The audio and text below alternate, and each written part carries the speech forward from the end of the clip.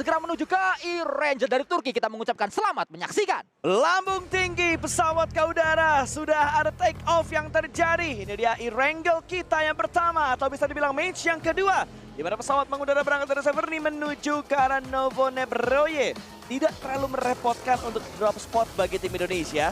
Karena Severny bakal dituju oleh tim MRPX. Walaupun sempat digoda-goda dan sempat digangguin oleh tim Yudu. Tapi kayaknya tidak akan berlangsung untuk di match kedua ini. Ya sudah langsung turun dengan begitu cepat.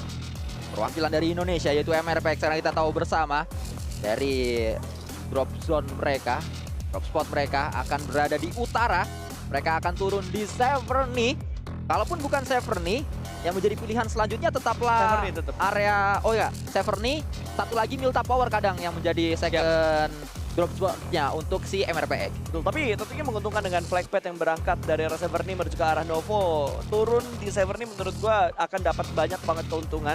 Betul. Dengan looting time yang lebih cepat, rotasi yang akan lebih cepat juga, proses pengejaran zona dan yang tentunya checkpoint-checkpoint yang akan lebih cepat daripada yang lain. Jadi menurut gua good choice kalau misalkan dari arah MRPX mereka mengamankan Severny dari arah daripada Milta Powernya. Dan sebuah penculikan tadi diusahakan tapi ternyata masih belum berhasil untuk menarik satu kaki pemain dari S2G. Yang paling menarik dari pembahasan berpasta tadi adalah sebuah rotasi yang bisa dilakukan lebih dulu dari MRPX. Waduh. Karena kita tahu bersama MRPX memiliki Boboho Yap. yang punya otak encer sekali untuk ngomongin rotasi. Sehingga kalau punya waktu yang lebih tinggi, dia punya banyak opsi Yap. dari A sampai Z yang nantinya akan dipilih mana opsi yang terbaik untuk diambil oleh MRPX. Walaupun memang kalau kita lihat Zonanya agak jahat sih. ya. Jahat banget sih, dan hampir aja ada sebuah tabrakan yang terjadi tadi. Tapi dari arah belakang tembakan datang menuju ke arah seorang Raze S2G. Dalam bencana kali ini kalau misalkan Raze-nya tumbang. Tapi sepertinya beberapa burst yang dilakukan oleh seorang Vintores masih belum bisa mendapatkan satu pemain dari S2G yang sudah cukup low HP. Dan ngebahas tentang Bobo yang begitu encer otaknya tadi. Apakah kalau lagi goyang bunyi kopiok-kopiok? Karena cair. Gak begitu. Gak begitu ya? Gak begitu. Itu hanya perumpamaan Hanya berarti ya? perumpamaan Oke, saja. oke, oke. Dia bisa, encer tuh maksudnya kan kalau kita cair tuh bisa ditaruh di gelas bentuknya gelas. Betul. Ditaruh di baskom bentuk baskom gitu. Ya, Jadi dia bisa menyesuaikan fleksibel. bentuk. Fleksibel gitu. Kita menuju ke arah yang berbeda. Top sebagai MVP tahun lalu. Tidak banyak menit bermain dia di match yang pertama karena sudah tusun duluan. Dan kita juga saat ini masih memantau apa yang bisa dilakukan oleh berbagai tim yang ada. Ada beberapa pakaian yang nampaknya digunakan kalau saya perhatikan. Ada yang warnanya kayak action ini, ada yang warnanya kayak top tadi warna kuning. Oh, berarti kostum spesial dari BMGC ini memang ada yang berbeda-beda ku ya. Dan tentunya sudah diizinkan oleh para panitia dan sekarang Yudu yang melewati jembatan sebelah kanan. Hampir saja tadi mereka tumbang. Ada sebuah kontrol dari arah tim Stalwart. IC bahkan masih penasaran untuk memberikan tembakan bersekarang Yudu. Dan Yudu masih bisa gaspol mereka melewati jembatan sebelah kanan dan menuju ke arah utara dari SMB. IC yang sedang kita lihat. Nampaknya looting tidak terlalu banyak didapatkan oleh tim yang satu ini. Harusnya dengan turun di Novorepnoye mereka juga punya keuntungan. Kalau tadi MRPX keuntungannya punya waktu sehingga bisa milih rotasi. Kalau Stalwart keuntungannya tidak perlu rotasi karena sudah langsung berada di Pulau SMB. Ya, karena mereka turun di bagian Novo dan wow, apa yang terjadi oleh seorang Apex? Tiba-tiba satu pemain dari 4MV tumbang begitu saja dan NSR. Mereka bergerak, S2G pun siap menembak dari bagian belakang NSR. Apakah mereka bakal selamat kalau kita tahu bunyinya NSR begitu ngebut tadi. Tidak terjangkau peluru-peluru panas dari seorang Kalsi untuk menumbangkan satu pemain dari NSR.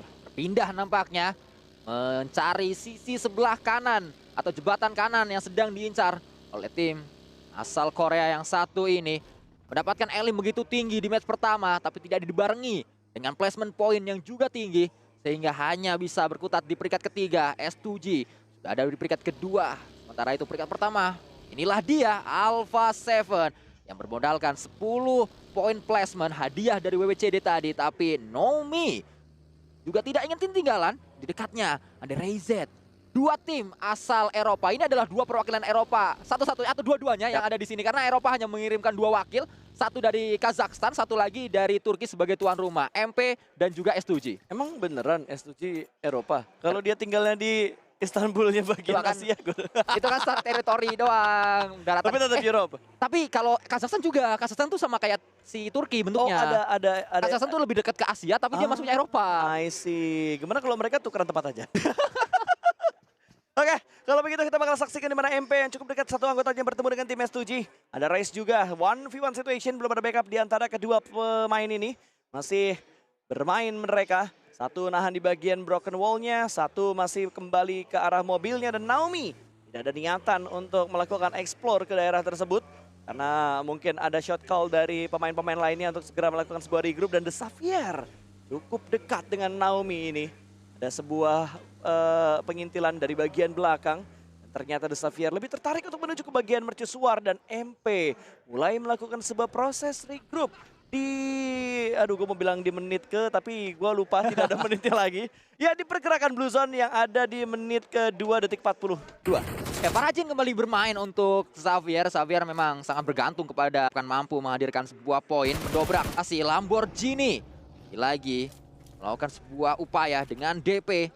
Belum ada korban dari pertarungan yang sedang terjadi, tapi mengetahui ada yang datang, yaitu S2J, adalah sebuah poin plus yang dimiliki oleh Xavier, sehingga antisipasi bisa mereka lakukan sedemikian rupa. Jangan sampai justru ada backstep dari area S2J, karena mereka berada di sisi yang tidak terlalu dicek oleh Lamborghini bersama dengan Xavier. Yap, bisakah mereka mendapatkan sebuah keuntungan karena The Xavier mereka melakukan sebuah setup dalam satu area yang sama, berada di bagian mercusuar tentunya, dan MP menuju ke arah Veripier. Tidak terlalu barbar sebenarnya permainan dari kedua tim ini karena mereka menjaga posisi mereka masing-masing, tapi S2G masih membangun pergerakan. Mereka bakal berusaha melewati jembatan bawahnya, tapi tidak lewat atas karena Raze akan menyeberang menyusul Silas dan juga dua anggota S2G yang lainnya. Hanya satu pemain S2G yang masih tertinggal di bagian belakang untuk melewati jembatan, sementara dari arah 628 mereka lebih memilih rotasi melalui jalur air ternyata. Ya, SZSTE sedang terpantau Sunan saat ini sendirian, yang membuat saya penasaran kemanakah pemain lain. Kayak nampaknya Sunan dipercaya untuk membuka jalur sehingga nanti rekan-rekannya lah yang akan menuju ke area dari Sunan. Lamborghini sudah dikirimkan semakin dekat menuju ke arah Silas 2.0. Rezet ada di bawah, Lewis mendapatkan satu pemain dari tuan rumah, tumbang sudah di sana. 3 yang tersisa tidak bisa diselamatkan harusnya. Kalaupun ada tim rescue yang dikirimkan untuk penyelamatan, harusnya justru malah bunuh diri. Ya, sangat beresiko. Apalagi kalau kita lihat pergerakan dari The Xavier, mereka sudah bergerak dengan sangat barbar. Lamborghini dikirimkan menuju ke bagian pinggir dari jembatan ini.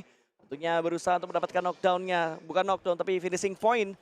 Menuju ke arah seorang Raze. Dan ada Silas ternyata melihat pergerakan dari Lamborghini. Tapi kita mengintip juga pergerakan dari tim lain, di mana Weibo sudah mulai membuka tembakan. Mereka bakal mengincar satu persatu pemain dari tim IHC. Alex yang mereka incar, tapi Alex masih bisa memberikan tembakan balasan. Smoke di pop-up gap, masih berusaha untuk menyelamatkan diri. Tapi IHC semakin mendekat, kali ini close combat bakal dilakukan, dan headshot. What happened, man? What happened? Demo, tidak ada counter yang dia lakukan, dan gap pun berhasil diamankan. Untung masih ada backup yang dilakukan oleh pemain-pemain IHC yang lainnya. Cukup berbahaya karena kita tahu bersama Gap adalah pemain paling diandalkan dari tim WBG saat pemain carry-nya sudah tumbang. Apa yang bisa dilakukan oleh WBG walaupun memang masih ada Suk dan juga masih ada 3 yang lain. Bahkan Gap pun masih hanya bleeding out saja, belum menjadi kotak berasap hijau. Terus terpantau saat ini. Waktunya semakin sedikit untuk bisa menyelamatkan Gap. Di sisi lain PJEV mulai menyeberang. MRPX berada di belakang. Cukup jauh MRPX perjalanan mereka. Ya, apakah mereka bakal melakukan sebuah penyeberangan yang sepertinya sering mereka lakukan? Datang dari Milta Power, mereka naik bot untuk menyeberang menuju ke Novo. Tapi menurut gue itu bukan pilihan yang baik, Sansui, karena udah terlalu padat untuk tim-tim yang menyeberang ke bagian pulau dari SMB. Dengan circle kedua yang sudah mulai muncul tadi, otomatis 100% circle akan menuju ke arah kepulauan SMB-nya. Nah, kita kembali akan menyaksikan Lewis dapat lagi satu Rezet yang saat ini ditumbangkan. Berarti 2 pemain tuan rumah, 2 pemain S2G ditumbangkan oleh pemuda yang sama, atau justru Baru satu. ini adalah revive berhasil. Karena tadi karunya kalau nggak salah Rezet, sekarang Rezet lagi. Yes, ya. berhasil revive karena tadi berenang menuju ke arah tepian. Tapi The Xavier mulai datang, smoke mulai di-pop up Lamborghini.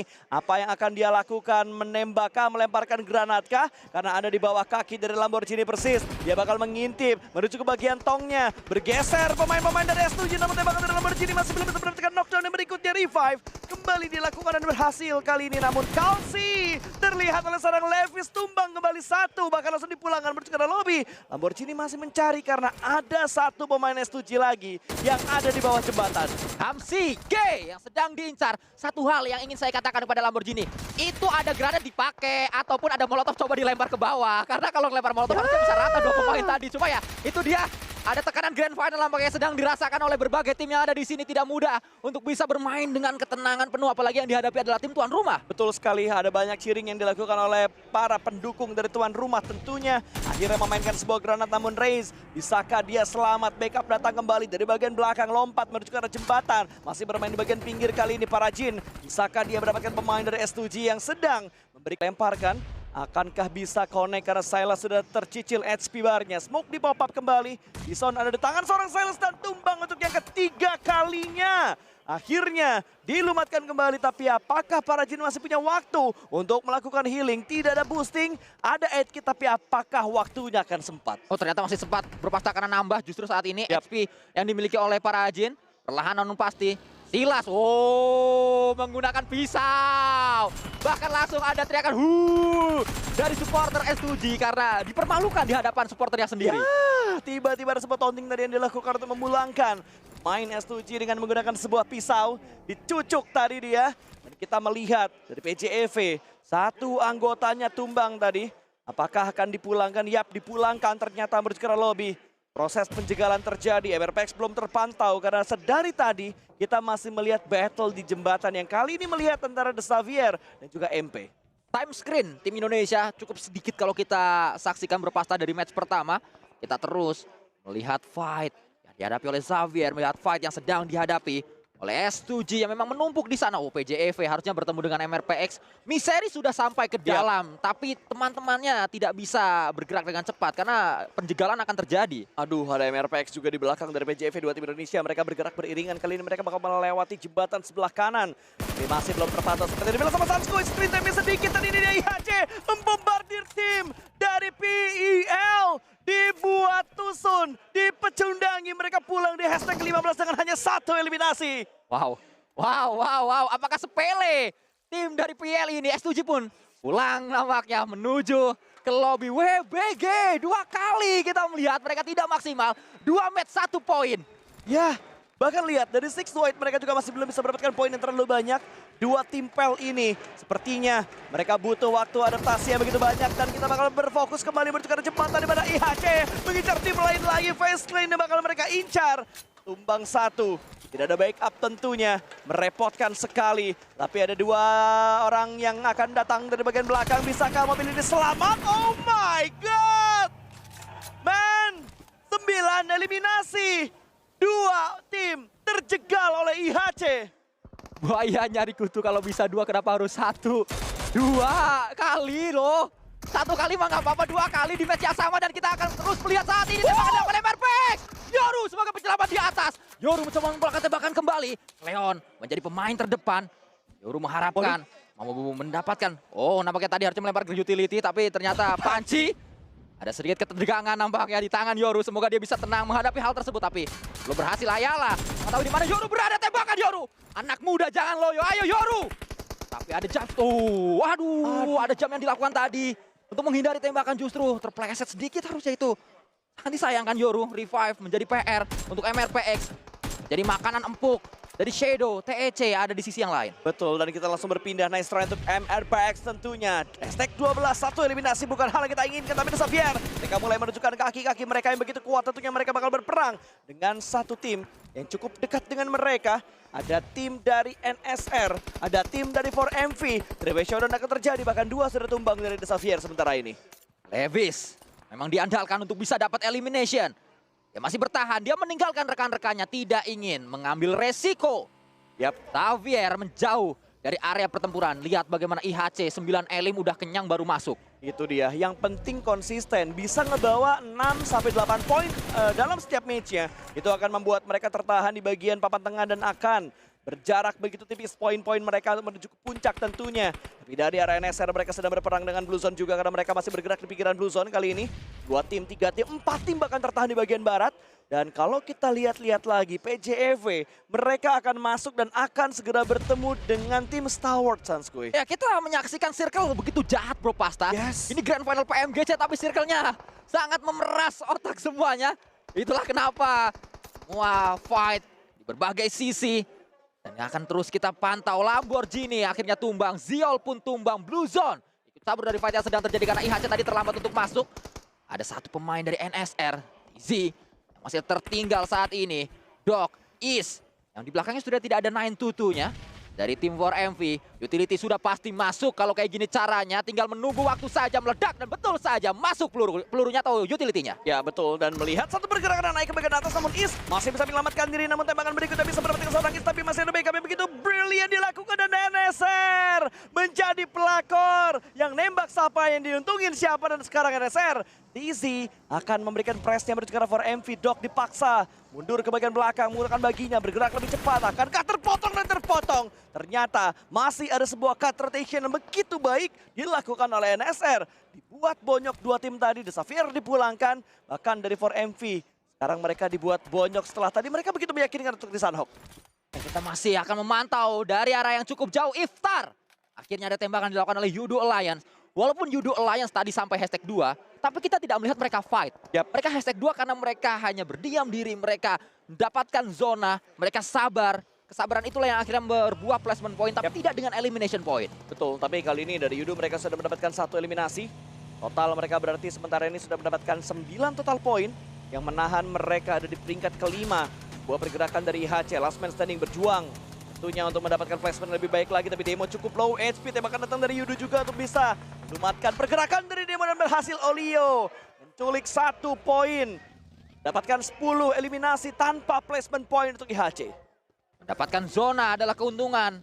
Sedang coba dimanfaatkan oleh Yudo, tapi di sisi lain Doc mampukah menahan 4 orang? 4 melawan 1 terlalu sulit harusnya untuk seorang Doc. Tapi kalau dia bisa, ini akan menjadi sebuah rekor tersendiri. 1 tumbang, yang kedua akan coba ditimbangkan, yang ketiga sedang dicari tapi tidak, nampaknya hanya dapat 2 orang saja. Terlalu barbar Sansui, terlalu ngotot tadi yang dilakukan untuk bisa mendapatkan pemain-pemain dari NSR. Mereka hanya bisa mendapatkan 2 knockdown, dan kita lihat ada yang datang kembali. NSR belum revive, tiba-tiba ada yang mengganggu mereka kembali, di mana Loops ada di arah high ground sedikit melakukan sebuah pengintipan dan hampir saja tadi bisa mendapatkan 1, tapi di bagian lain no Suki hampir bisa mendapatkan 1 pemain dari BJV, namun Lynx memberikan backup. Let's go Lynx, tembak menuju ke arah Tiki kali ini, melakukan reload yang terlebih dahulu, menahan sedikit blue zone-nya, tapi fire lagi dilakukan, harusnya bisa mendapatkan seorang Suki. Sayang sekali, pelurunya sudah habis kembali dan Lynx juga harus bergerak. Karena blue zone keempat ini lumayan nyelekit. Tidak hanya pelurunya yang habis, Lynx juga kehabisan waktu untuk dia regroup menuju ke arah Misery. Revive atau maksud saya healing harus dipikirkan terlebih dahulu oleh Lynx untuknya dia sadar betul. Dia sudah melakukan sebuah konsumsi first aid dan boosting ada juga di sana sehingga masih bisa sedikit menahan. Tapi kalau berlama-lama ini knockdown juga akhirnya karena ada sebuah tembakan kayaknya tadi. Ya, sudah di atau Blue Zone ya? sudah menyakitkan karena memang sudah masuk untuk DPS dari Blue Zone yang kelima. Jadi akan sangat sulit untuk ditahan. Karena tadi dia nggak fokus buat nge-boosting. Karena dia tadi fokus untuk memberikan timing fire-nya untuk bisa mendapatkan pemain. Tapi ternyata malah nggak bisa dan Lynx dipulangkan sudah. Menuju ke arah lobby ternyata tertembak oleh tim TEC yang mencuri poin dari PJEV. Tapi Loops kali ini mereka akan menghadapi NSR yang tiba-tiba langsung menggertak naik ke bagian atas. Bagi yang sudah mulai dikirimkan juga.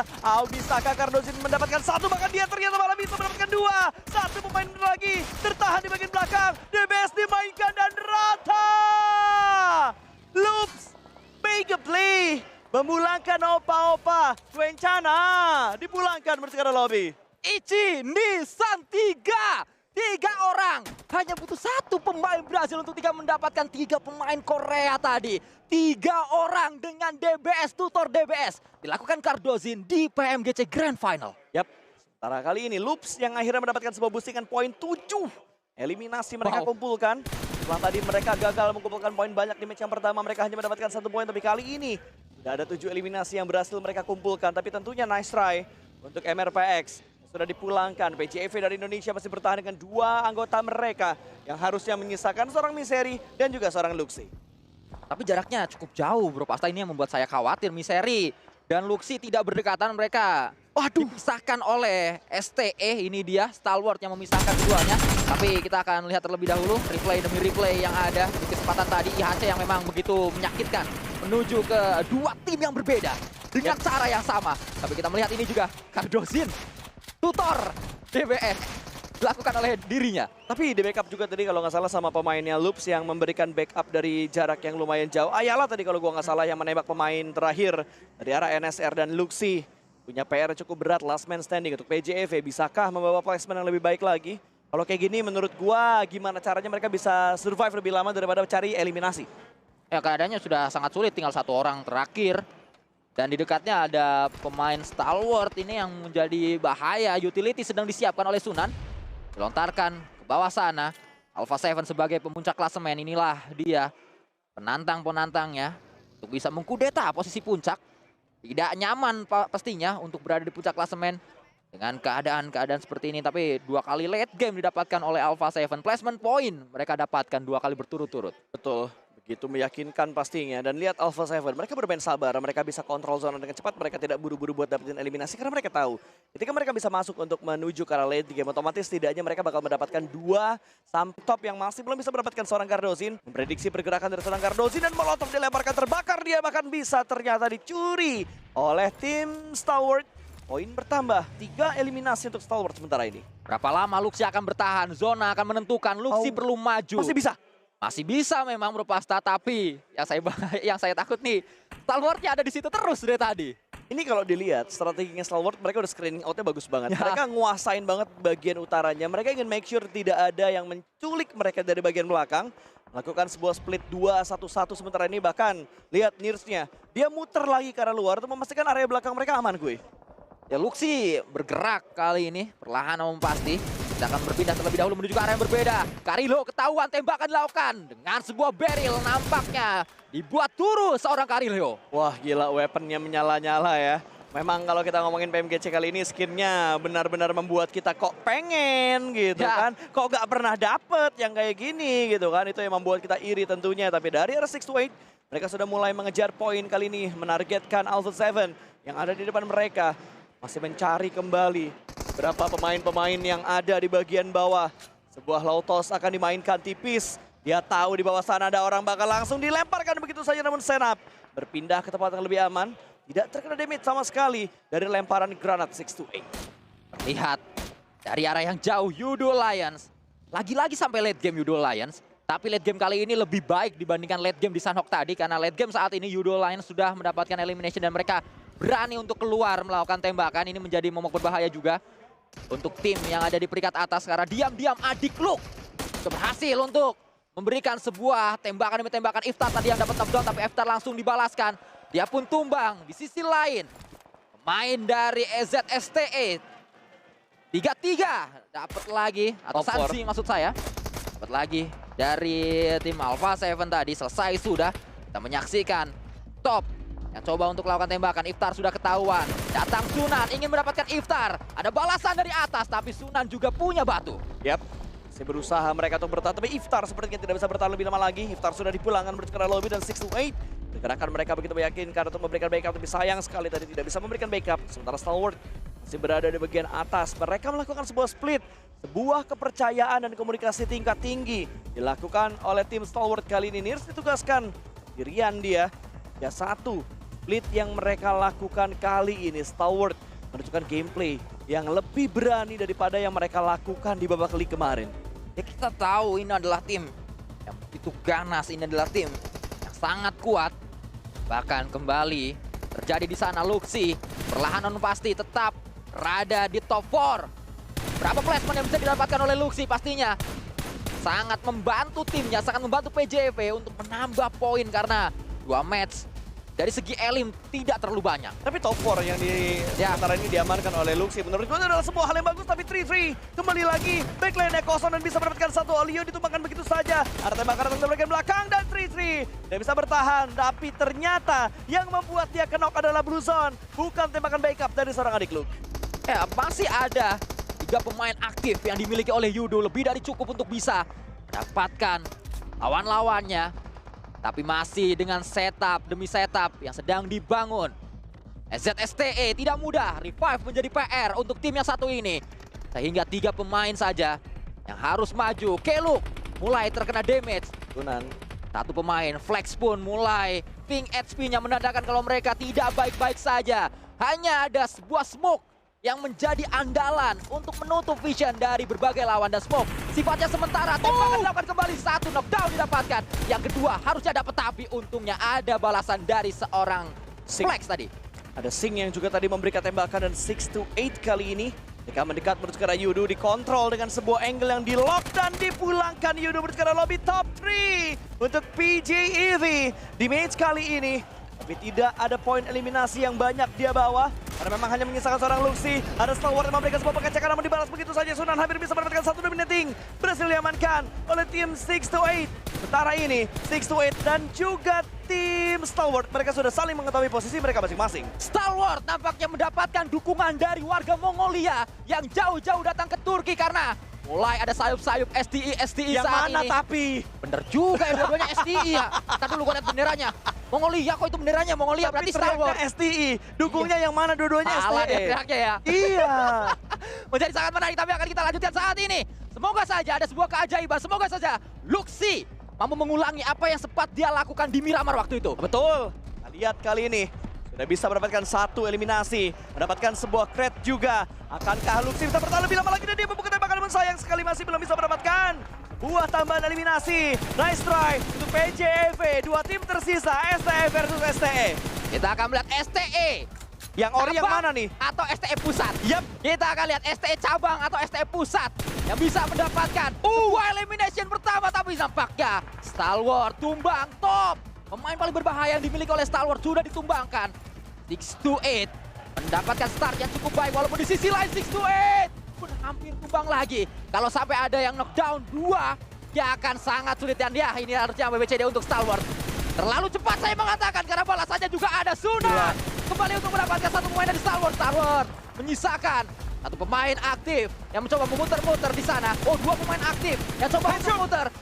Balik ketahuan posisinya. Ini menjadi makanan dari Sunan, Bro Pasta. Betul, Sunan dari tadi menembak dan menembak tentunya. Last man standing ini bisakah membawa WWCD untuk tim 628. Smoke cukup tebal dibuat di depan sana. Menuju ke bagian belakang sebuah pohon berusaha untuk menyelamatkan rekannya. Namun IC bergerak juga, mendekat, mengontrol setiap vision dan juga setiap gerak-gerik dari arah 628. Sementara ini harusnya revive-nya akan berhasil. Tapi ada granat tadi sudah mulai dimasak dan IC semakin mendekat. Dia bakal mengamankan sebuah batu.